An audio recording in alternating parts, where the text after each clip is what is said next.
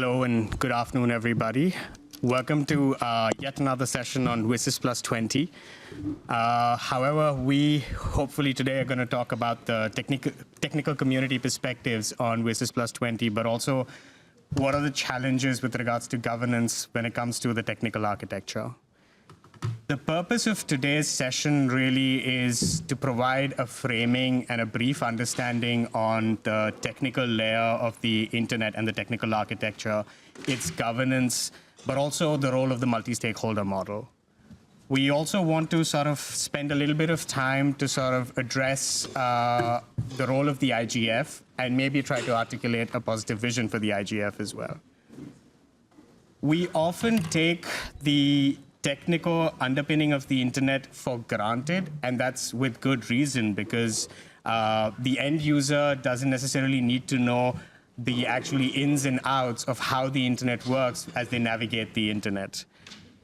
But when it comes to the actual questions around policy and governance, that understanding of what is the actual technical layer and the different components of it are extremely critical.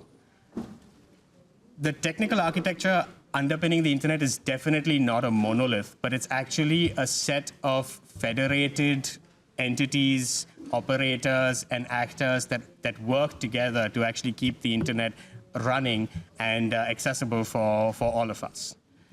So to help me understand some of these perspectives on what is the technical layer, but also what are the governance parameters, as well as challenges facing the technical layer at the moment, I'm joined by a stellar panel with diverse sets of expertise and perspectives. So I'm joined today, and I'm going to go alphabetically, I'm joined by Chris Chapman, who's a member of the ICANN board, which is the Internet Corporation for Assigned Names and Numbers. I have Joyce Chen, who is the Senior Advisor for Strategic Engagement at APNIC. Also joining us is Ellie McDonald, Policy and Advocacy Lead at Global Partners Digital. We also have our colleague Paulos Niendra joining us online. He is the manager of the country code top-level domain for the country of Malawi, .mw. We're also joined by Israel Rosas, who is the Director for Partnerships and Internet Development at Internet Society. And finally, but not definitely the least, we also have Frode Sorensen, who is the Internet Advisor, the Senior Advisor for Internet Governance at the Norwegian Communications Authority. Alicia Sharif from Nominet, who's also the Policy and Public Affairs Lead, is helping us also moderate the session and has also helped put this session together. So thank you all very much for joining today's session. I really appreciate you taking the time out to speak to us today. We want to keep this session fairly interactive and a bit of a discussion format. We will have two sort of blocks for Q&A, for short, brief Q&A in between the session. So for those of you joining us in person, we have two mics on either side of the room. So please feel free to use that. If you're joining us virtually, please feel free to put your comments in the chat box or in the Q&A pod, and our online moderator Alicia will help us sort of navigate that.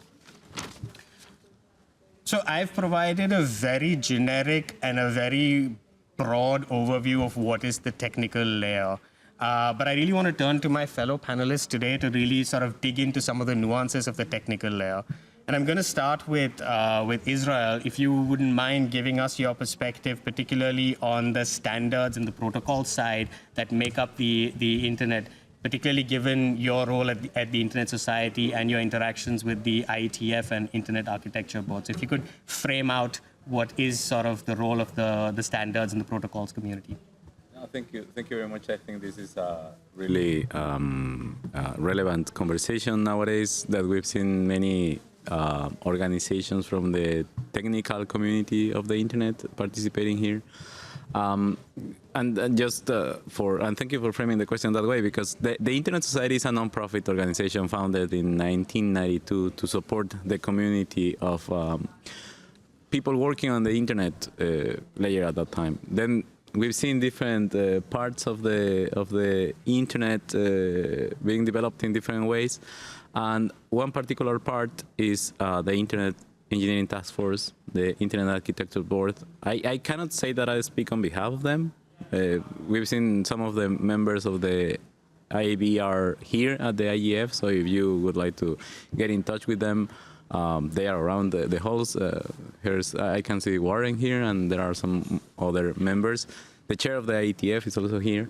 But in general, what I would like to highlight from that part of the technical community is not necessarily the topics, but how that part of the community addresses the multi-stakeholder open conversations. Because something that has been catching my attention these days, that we've been having conversations on the WSIS+20 review and like this kind of high-level discussions, is that in some occasions some actors perceive that the IETF or that part of the community should solve something when a problem is identified, for instance. But seeing it as a separate entity, as if you could outsource the work to that entity for that entity to solve it. When in reality what we've seen is that we can all be the IETF in some way. For instance, when discussing this with government officials, we have at the Internet Society, we have a policymakers program where we invite government officials, policymakers, to attend the IETF meetings, to see how the standards are developed. Even these ways of measuring consensus with the humming, the in the rooms, that is something that really surprises some of the policymakers in our programs. Like, but and how do you vote? No, let me explain. It's like rough consensus, this kind of discussions. It's important for them to understand that any organization, any team having technical people within their organizations, they can join these conversations at the IETF. And there are mechanisms to attend the meetings in person, online, to participate in mailing list. And that's why we have that program at the Internet Society for the policymakers, for them to understand that they can be part of the solution instead of asking the body to solve particular issues. So I would like to lead it at this point to keep the conversation going, but I think that's the most important part. Like, these organizations are showing how the open model of voluntary adoption of standardization can work, and then that how can be implemented in some other spaces in some other ways. Thanks, Isra. So maybe I'm going to turn now to our online panelist, Paulos. If Paulos, would you mind giving us your perspective on sort of the name side of the internet technical layer?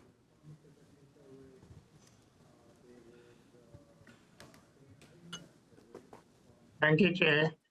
Can you hear me? Yeah, we can hear you. Thank you. So yes, the technical layer of the internet is responsible for things like routing data packets across the network.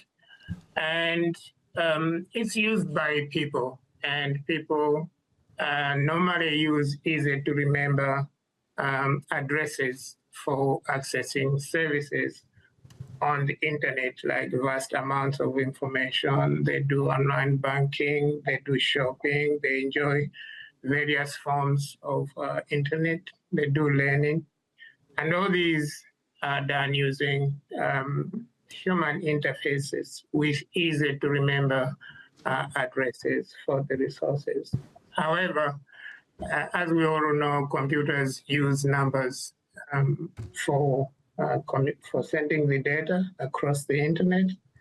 And so there is need for an intermediary. The domain name system converts the human-readable and easy to remember addresses to IP addresses, which the computers use for sending the traffic across the internet. I think my task here is to look at this naming side and the DNS in particular. And the DNS has a hierarchy. So there's the root at the top, managed by ICANN and root server operators. There are generic top-level domains like .com, country code top-level domains like .mw for Malawi or .n or for Norway. And these are supported by DNS servers operated by many registry and internet service providers across the world. So as we see, the technical layer of the internet involves many players, and it attracts a multi-stakeholder approach to its governance.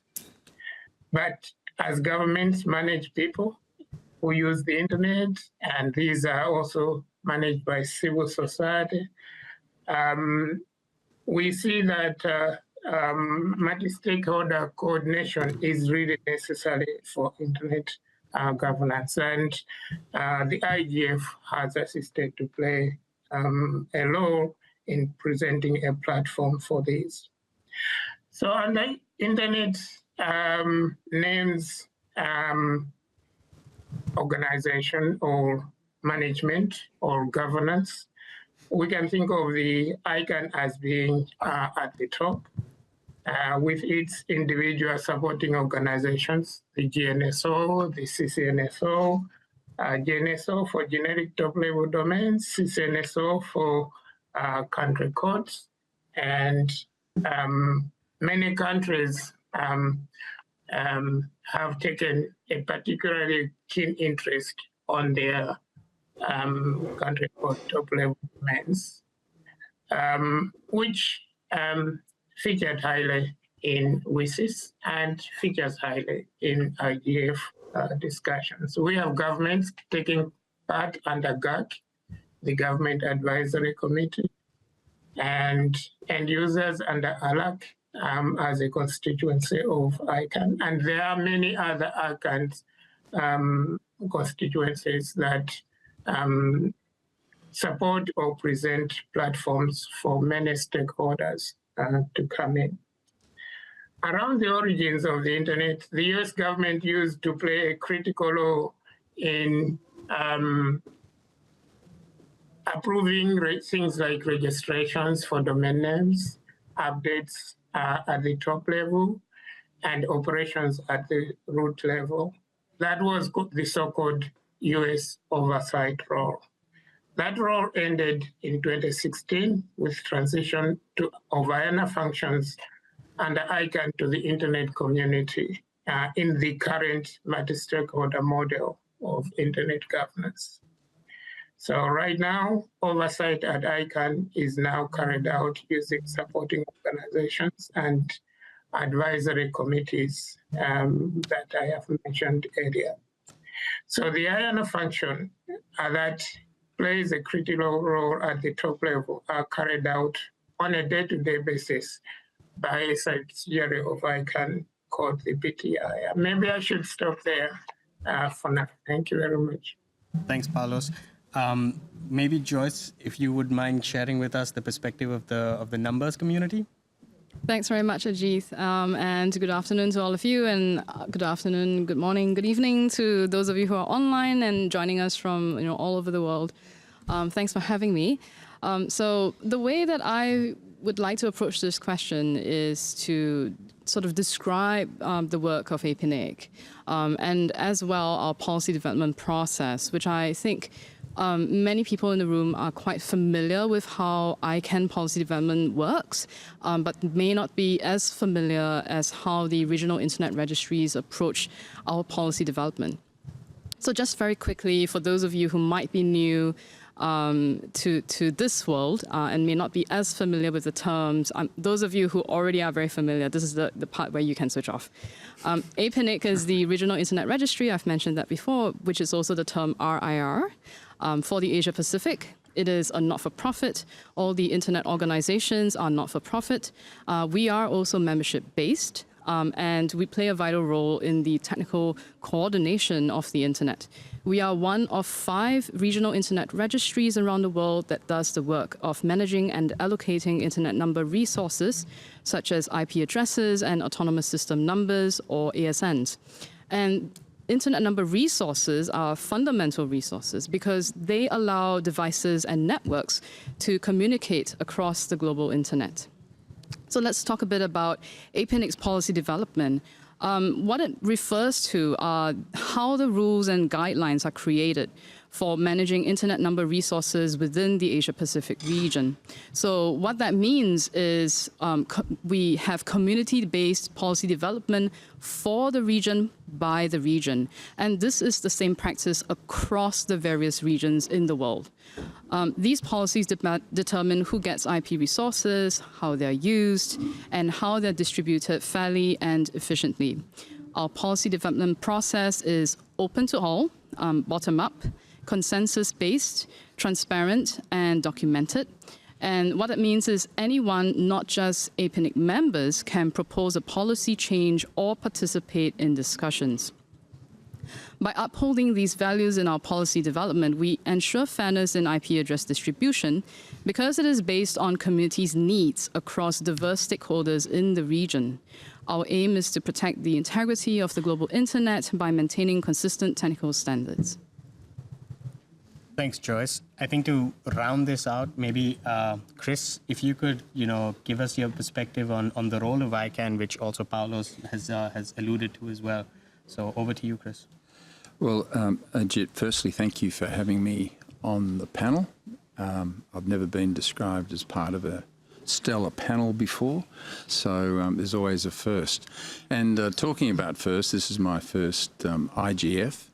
I've been on the ICANN board for nearly 3 years, currently the deputy chair. I note that in the audience in the front row is our current chair, Tripti Singer, and Becky Burr. So I feel like I'm here having an annual performance review. But in all seriousness, I joined the board having a long-standing... Sorry, I'll just go back one step. I'm a lapsed lawyer by training. And it's a bit like being a lapsed Catholic, which I also am. But throughout my career, whether it was ultimately running the Seven Network broadcasting in Australia or building the Olympic Stadium in Sydney, or running the Optus broadband telecommunications initiative, or being for 10 years the inaugural chairman of the Australian Communications and Media Authority, which was probably the first genuinely converged regulator, broadcasting telecommunications spectrum and then so-called online services, or indeed from 2016 to 2023 being the president of the International Institute of Communications, which is 56 years old, based in London. It's a hosting platform, stroke think tank for media and communications, started in public broadcasting, telecommunications, and now has, like all things, evolved into the digital ecosystem. I have always thoroughly enjoyed working within the technical community, although I would not in any way, shape or form say I'm technically savvy, but I emphasise all that because on each and every occasion the technical side of those businesses is what has ensured long-term prosperity, long-term stability. It has been the sanity check, the reality check. They are the foundational pillar of any system that you want to have that is effective, efficient, and ultimately enduring. So I joined ICANN with new curiosity about what that technical community meant in the internet space and the unique identifiers. I joined it with an absolute fascination for the multi-stakeholder model, disillusioned as I am about the multilateral institutions and the great challenges facing society globally. And I have become its greatest advocate. Late adopters are often the most passionate. So what I came to realise over the last several years is ICANN is not the be-all and end-all. It is merely the senior player within the unique identifier space, the domain name system, that is the ultimate coordinator not only within a very engaged, broadly global-based community, but also with a number of collaboration partners in the iPlayers. So the model is much more deep, nuanced, respectful, intelligent, broadly based, bottom-up than I could have ever contemplated. And I've enjoyed every moment of being within the community and being educated by the community and learning from the community. So having said that, the short question you asked me, and I've been listening to Paulus and Joyce, and if I could synthesise those two together, I'd have the perfect description of what ICANN does. But ICANN's mission is essentially to coordinate the global internet system of unique identifiers, ensuring a stable, secure and unified online experience. In practice, this means ensuring that there is one internet, one unique hierarchical namespace based on a unique root. If you were to go a little deeper, you'd break it down into three buckets. There's the technical aspects, there's the ensuring the stable and secure operation of the Internet's unique identifier systems by coordinating the allocation and assignment of names in the root zone of the domain name system. There's facilitating the coordination, operation and evolution of the DNS root name server system. There's coordinating the allocation and assignment at the topmost level of Internet protocol numbers and autonomous system numbers. And then you've got the whole policy side of the multi-stakeholder model, which, is not perfect, but it's a very impressive model. And it could be more efficient, it could be more effective, and we'll, I think, see over the next 5 or so years a further evolution in that effectiveness and efficiency. But you have the coordination of the development and implementation of policies concerning the registration of second-level names in generic top-level domains. You have the facilitation of the development of global number registry policies. And finally, over and above that, and it's an evolving, self-evident necessity, you've got the need to collaborate more and more and more with other bodies as appropriate to provide registries needed for the function of the Internet in coordination with, for example, the IETF, the IRRs, Internet Society, and the research that goes with it. So thank you for that opportunity to say all that. I hopefully, finally, the ICANN new strategic plan from 26 to 30 starts, I think if 1st of July is a Monday, it starts on Monday. It represents an evolution in the strength of conviction that ICANN is bringing to the table. And interestingly, ICANN's 2030 vision is to be the trusted steward of the Internet's unique identifier systems. ICANN's dedicated to strengthening the single, globally interoperable Internet for all. And those words of trust breeds credibility, institutional legitimacy is what it's all about. We invest in trust, we invest in our institutions, we invest in our capabilities, we invest in each other, and that's what makes the world happily go around. Thank you for that opportunity. Thanks, Chris. I think these interventions sort of highlight how complex the technical layer is and how there are different parts of it. And given that there are so many different entities that are involved in the provisioning of the internet, I think the question of collective governance and coordination becomes extremely important. Coordination both at the level of operational matters, but also at the level of policy. So I'm going to turn now to Ellie and Frode to sort of giving us your thoughts on how the internet governance ecosystem has benefited a secure, stable, and open internet rooted in human rights. But also, what does the multi-stakeholder model mean to you? Maybe we can start with Ellie and then go to Frode. Thank you, Ajif. Pardon me. I'm also not a member of the technical community, so perhaps I can just briefly introduce why I think I'm here who I am. So I work for Global Partners Digital. We're a civil society and human rights organisation, and we work to ensure that the frameworks, norms and standards that underpin digital technologies are rights respecting and also developed in an inclusive way. So as part of this work, we've engaged in multi-stakeholder venues like the IETF, earlier mentioned, multilateral ones like the ITU, and of course the IGF, this multi-stakeholder discursive, beautiful but flawed forum that we find ourselves in now. So maybe I can build a bit on what the other panelists have said, and particularly Isra.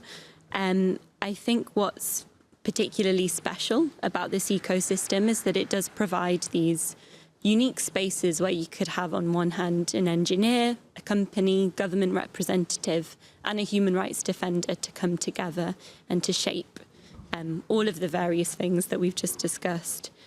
I think there are clear examples of how this can work in practice. I'm sure that the panelists can furnish us with a lot. I'll just give a couple. One that comes to mind is the Public Interest Technology Group in the IETF.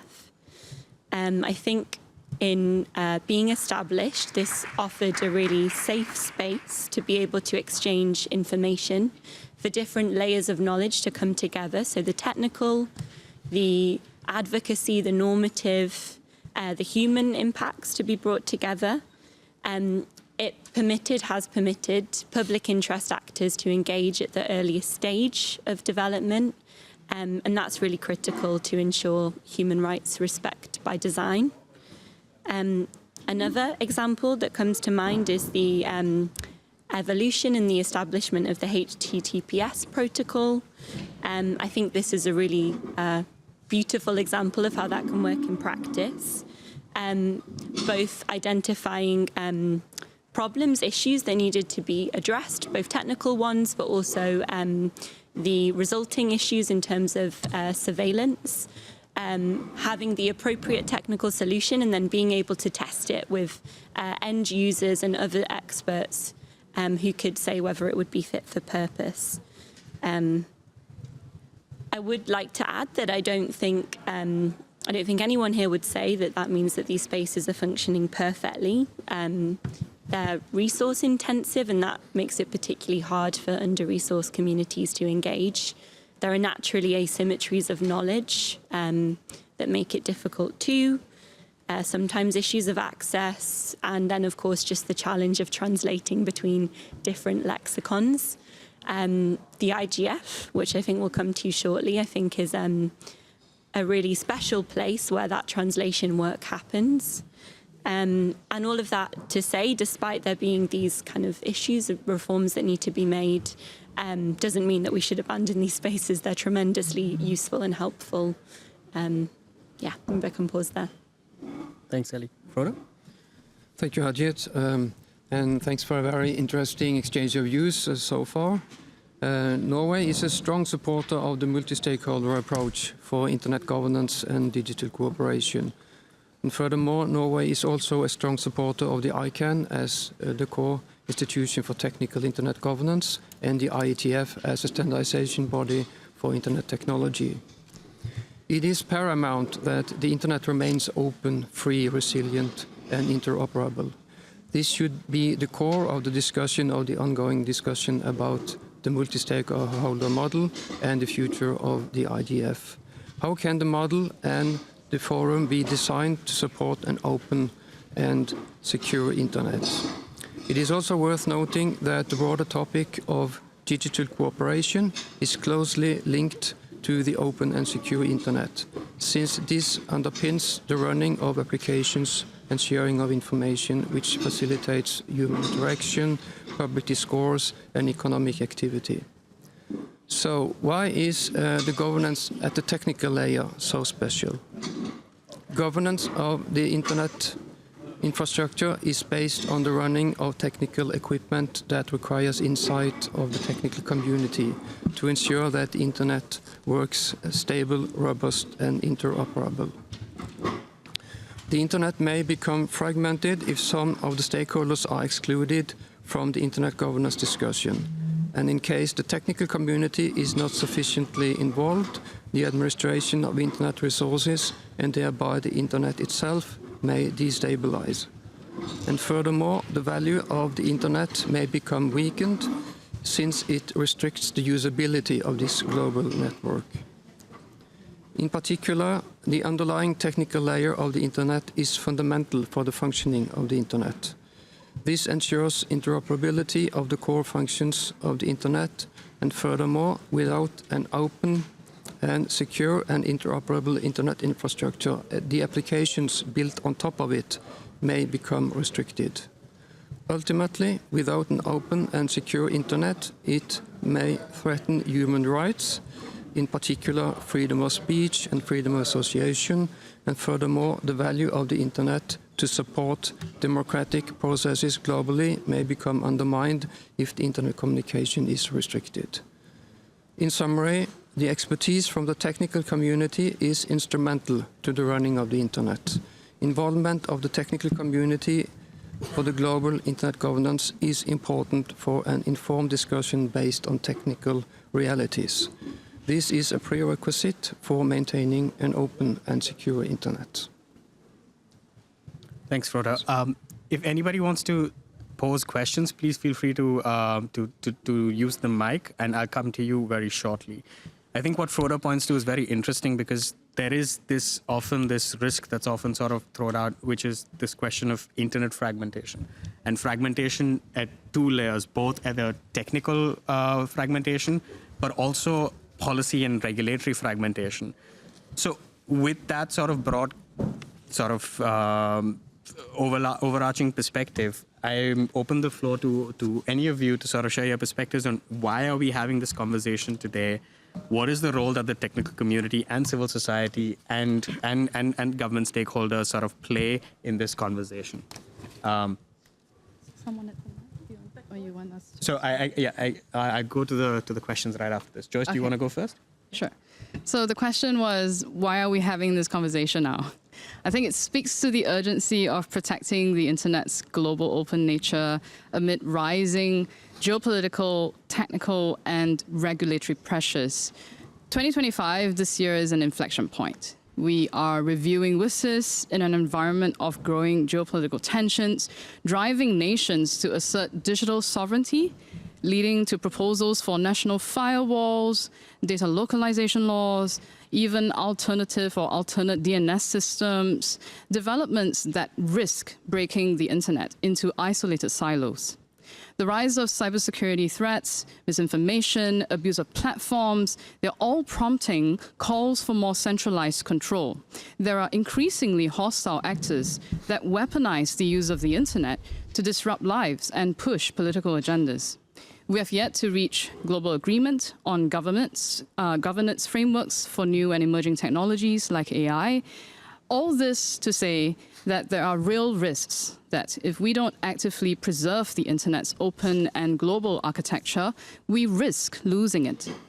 Internet organizations and coalitions such as the TCCM, the Technical Community Coalition on Multistakeholderism, I love that I said that all in one go, are ensuring that governance decisions are informed by technical realities.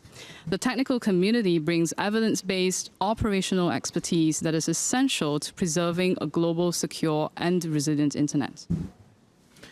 Israel? Yeah, if I may, the thing is that I kept thinking in different things that my fellow colleagues have shared. And I keep stealing ideas from Joyce, from Ellie all the time, I have to say. Because in a previous meeting, Joyce mentioned that the IGF is a space of influence where stakeholders influence each other.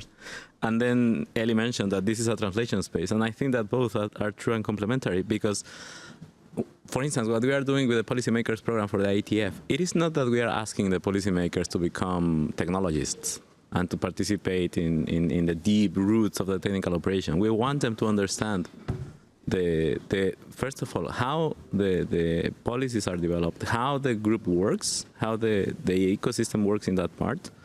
But at the same time, we want the same from the technologists to understand that the policymakers have valid concerns, and at the end of the day, perhaps to your question, we are having these kind of conversations and we are facing threats of fragmentation because I don't know why I've seen a trend to avoid disagreement.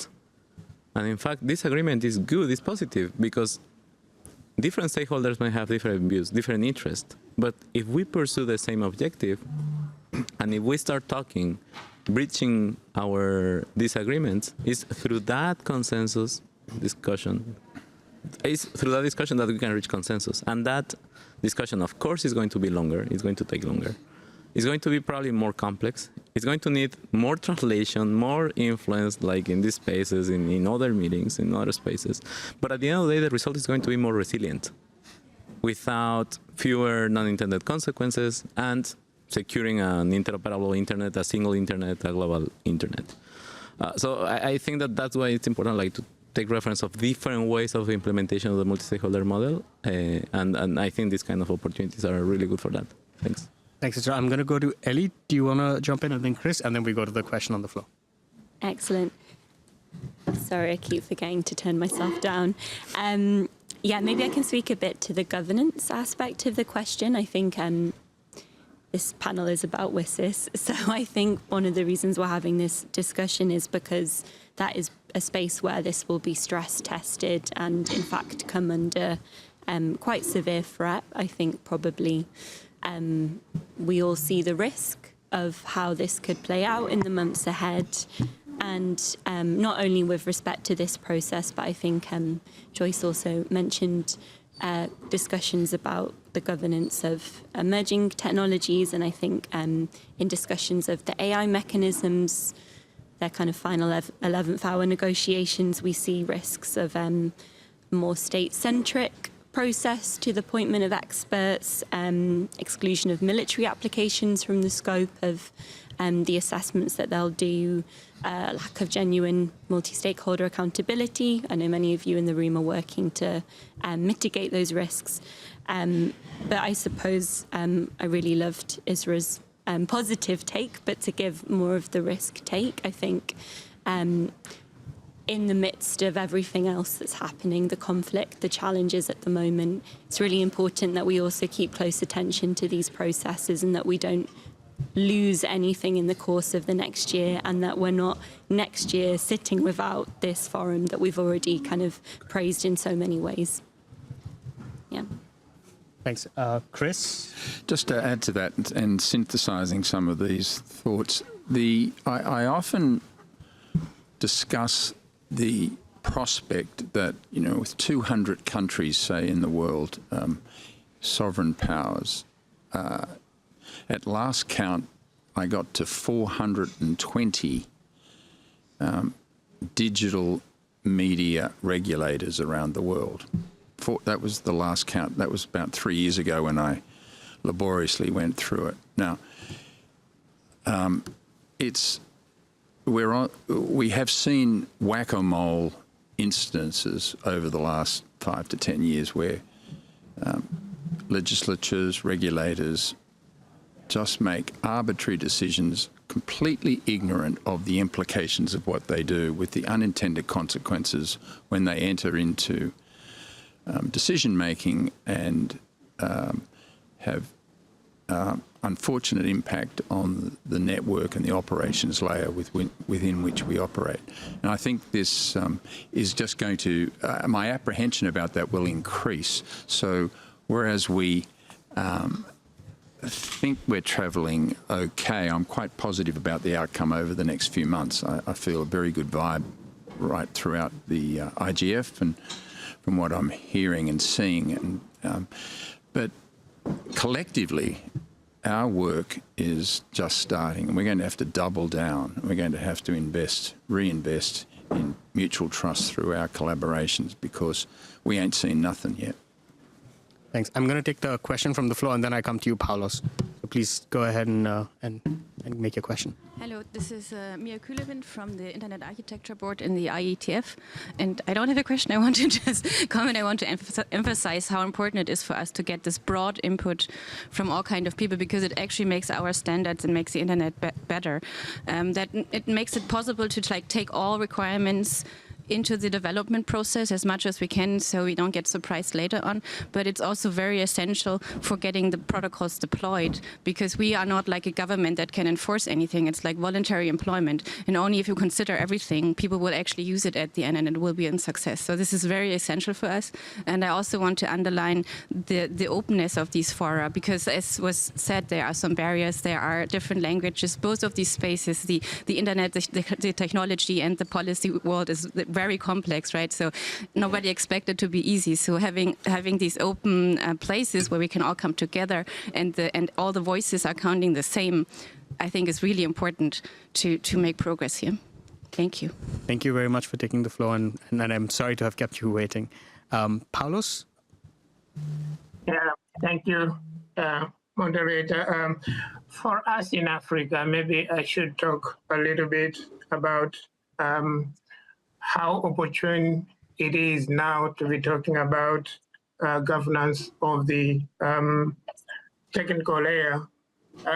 As you know, our registry in Africa for IP addresses, AFRINIC, is having tremendous governance-related problems at the moment that have resulted in, for example, annulling board elections just a few hours ago. So management and governance of the technical layer is particularly pertinent to our region as our internet registrar, similar to APNIC for Asia, is going through these problems. And we would appreciate raising the issues about multi-stakeholder, bottom-up mode of governance, because this is causing us a significant amount of trouble at the moment at this technical layer. Thank you. Thanks, Paulos. That's a fair perspective. Yeah, go ahead, Joyce. Thanks. This is Joyce. And thanks very much, Paulos, for bringing that up. It is a very critical issue, and it really requires urgent attention from the internet community, not just the internet technical community, the community at large. And what I would like to applaud is that because this crisis has come to our doorstep, we have collectively decided that there needs to be a lot of renewal of the processes and policies that we have taken for granted since the beginning. And so if you look at the evolution of the internet, and especially at the technical layer, it's always been on a best effort basis. It's always been very voluntary basis. We're all just trying our best to keep the lights on, essentially. A lot of the work took many years to professionalize. And it has taken a long time for the community to sort of refine the way that we do things, refine the way that we do governance. And so I might point you to this process that's going on now, which is the review of the RIR governance document. This is a global effort. It is being run by the ICANN ASO, the Address Supporting Organization. And it really looks at the process of establishing and de-recognizing RIRs. So this is a fundamental document of RIR governance, and I highly encourage you to look into this. That's all. I just wanted to add on to these remarks, because I think it's important that, yes, we have a problem, we are facing a crisis, but the community is coming together to find solutions for it before solutions are found for us. Thanks, Joyce. So I'm very conscious of the time because we have 15 minutes left, and I want to switch gears to talk about the IGF, which is, the venue that we're at.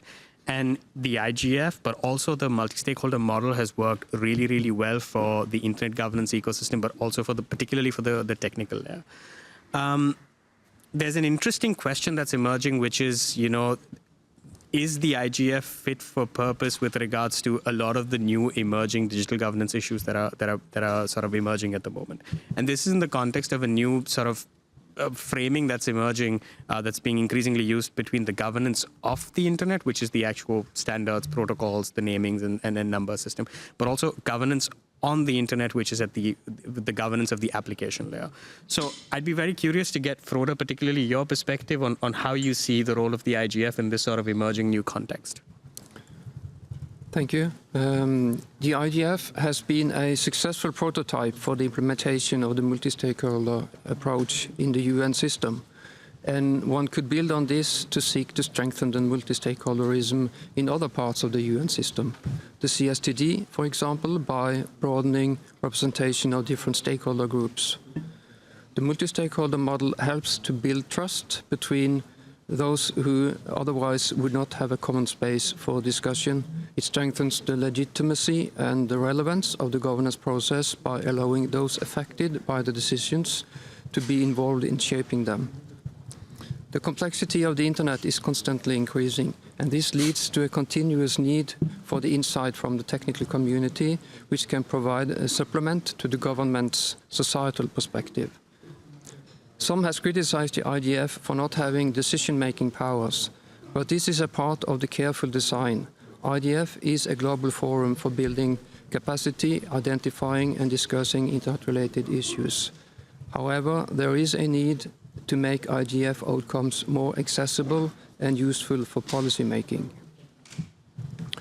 In addition to the core issues of internet governance, which are closely related to the internet infrastructure, another aspect of the WSIS processes and the IGF has been in focus, often referred to as the digital cooperation, originally referred to in the Tunis agenda as enhanced cooperation. WSIS and IGF have constantly also covered digital cooperation. The agendas of IGF meetings and WSIS forums have included various relevant topics in the field of internet ecosystem and digital services. This implies that the Global Digital Compact in practice largely is a duplication of this activity in the WSIS framework. Digital cooperation within WSIS IGF has covered various areas related to the use of the internet as opposed to the underlying infrastructure. Examples of such areas are cybersecurity, internet openness, data governance, platform economy, platform regulation, as well as artificial intelligence. There is a need to better connect WSIS and the GDC. Otherwise, we risk duplicated and fragmented efforts, which is unnecessary since both initiatives have similar goals. It should be possible to better coordinate the interplay between the two. Thanks, Frode. I'm really understanding this tension between governance off and governance on. I think there's this question of how does the technical community perceive this tension, and also civil society. So I'd be curious to get Joyce and Isra and Ellie, your perspective on this topic. Do you want to? Isra, you want to? Yeah, I can. And I'm still stealing ideas from others, because something that I've been hearing from our community is several references to, yes, the IEF is fit for purpose, and it's been for many years. The thing is that if we take a time machine, like, I don't know, 5 years, 7 years before this one, probably the conversation wouldn't be around artificial intelligence, but blockchain. And I don't know what would have happened if we would have renamed this as, I don't know, like the Blocking Governance Forum or something like that. The thing is, we have a working definition of internet governance that works, that is still valid, that mentions emerging technologies, whatever emerging technologies are in 2015, 2018, 2025, 2030, I don't know. So as that working definition is valid, the IEF remains valid to tackle different issues. And the one of the results of that, or one of the signals of that, is that we've been having conversations at the IEF about artificial intelligence and different technologies way before the Global Digital Compact existed, way before the high-level panel on digital cooperation was floated as an idea in the United Nations. So the community, or at least that's my perspective, is reacting to these topics without necessarily receiving the signals from the governments, from the UN, for instance.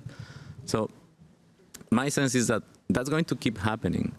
within the current configuration. And that's why I was referring at the beginning about who is IETF or who is APNIC, for instance. If there's a decision that needs to be made, it is not that you need to reach out to a person in APNIC to make a decision, because it's not unilateral. It's based on the processes that are designed in the community. The same with the IETF, the same with ICANN, the same with the CCTLDs. It is not that a single person can decide on something. So the community is also working on how to keep shaping and evolving the agenda of the meetings, the agenda of the intersessional activity that we shouldn't forget about, or even the NRI. So the short answer, yes, I think it's fit for purpose. And just building on what Frodo mentioned on the difficulty of tracking the results, if this is a space of influence and translation, ICANN and the Internet Society published a paper on the footprints of the IEF, trying to track those impacts at the local level, just to have like more elements for the discussion. Joyce, do you want to add to that? Sure. So I struggled to come up with ideas, more ideas from like so many days of, WSIS panels and discussions, and what else do I have to add to this conversation? Is there something new that I could say? And I think across the days, we've already heard about, calls for sustainable funding of the IGF, more resources, rebranding the IGF to the DGF, et cetera. And the reality is we are asking the IGF to do many things without really thinking about whether the current IGF structure is able to enable all this to happen. I would like to hear more proposals around how we can streamline IGF processes and intersessional work, and how we can help to prioritize the work of the IGF and to give it more focus. One of the strengths of the IGF is that it is incredibly flexible. Every year, we are able to frame conversations around new and hot topics. This year, for example, it's all about AI, and the program itself reflects this, that we are all discussing issues to do with AI, for example. But the issue that I want to point out is that we are very good at picking up things, but we don't know how to put them down, to make space for other pressing issues. We're trying to juggle everything, and we're trying to please everyone. And to me, this is a disservice to everybody, because it's impossible to dive deeply into particular topics. And I'm saying this because the Internet technical community are one of the top financial contributors to the IGF. I was sitting in the donors meeting, the IGF donors meeting yesterday, and I think it was mentioned that the Internet technical organizations actually comprise 30% of the overall IGF trust fund. And that's big. We believe in the mission of the IGF. We're doing everything we can to support the multi-stakeholder community, and its perseverance is critical for the ongoing legitimacy of the multi-stakeholder internet governance ecosystem. However, over the years, we are seeing fewer technical topics being discussed at the IGF. The space for the technical community, I feel, is growing smaller. And I understand that the technical topics are dry. It's hard to make something dry seem interesting in a policy space, and we struggle with this, even though these are topics that are core to the functioning of the internet. So in summary, I think that the IGF could benefit from greater focus, efforts to prioritize its work. I hope to see more concrete proposals on how it could streamline better against certain agreed upon priorities. And whether or not the IGF moves toward being action-oriented or it remains non-prescriptive, it will still require some housekeeping to remove some of the bloat. I think it bears reminding that all things digital are made possible by the internet, whether we are the DGF or the IGF. We're really all just talking about the internet and the use of the internet. Thanks, Joyce. Ellie, and then I'm going to go to Chris, but if you could keep it very, very brief, because we're running short of time and I know we have an online question. Okay, I'll try my best. Yeah, I would definitely underline a lot of what the other panelists said. I think we did some research as Global Partners Digital, sorry to shamelessly plug, but we looked a bit at the breadth of stakeholder positions on the IGF. We wanted to do this because we thought it could be quite useful to see where the convergence lies, and also where there might be similarly intended attempts to operationalize different changes to its form and structure. And I say this because I think there was really a remarkable level of convergence about certain elements. I think, as others had said, the bottom-up nature of the IGF is really so critical because it allows various communities to come with different lexicons, different ideas, and to bring ideas to the table. At the same time, as I say that, I see a lot of sense in what Joyce is saying. And then maybe just lastly, because I should be brief, to pick up on something Frode said, I think that we should also be mindful of the danger of being too restrictive about this model, this multi-stakeholder model, because it has huge benefits that we wish to translate and to roll out into other digital governance discussions. So yeah, let's promote and sell the IP further, I suppose. Yeah, I'll pause there. Chris, you have the last word before we go to the online. I would endorse Frode's comments. And even though I'm, as I said at the beginning, new to the IGF and therefore hesitant to be prescriptive, I share Joyce's cry from the heart about what needs to be done. From the ICANN perspective, we are 101% supportive of the renewal of the IGF, adequate resourcing, proper mandates. It's the only place globally where stakeholders can come together as peers, and it's from our and the ICANN will continue to support it as it has done on a long-term basis. Thanks, Chris. Alicia, can we have the online question? Yeah, it's quite a long one. So it's from Nicholas Fiumarelli, who's from the ISOC Uruguay chapter. And he's saying that he's asking his question in light of WSIS+20 and ongoing discussions on strengthening the resilience of the global internet. And Nicholas wonders if we are witnessing the next global wave of internet hardening through security extensions like RPKI and DNSSEC. So these are both things that use cryptography to try and prevent kind of root hijacking on one hand, and also adding cryptographic signatures to DNS records on the other, so quite technical. So he's saying that we've seen precedents such as a US federal enforcement of RPKI for routing security and increasing DNSSEC mandates, but we cannot look at this in isolation. The post-quantum era looms ahead, requiring us to rethink cryptographic agility and resilience at the root and edge. And so Nicholas's question is, how do we ensure that security extensions reinforce trust and interoperability in a truly open internet? And what guardrails should we be building now ahead of the WSIS+20 outcomes?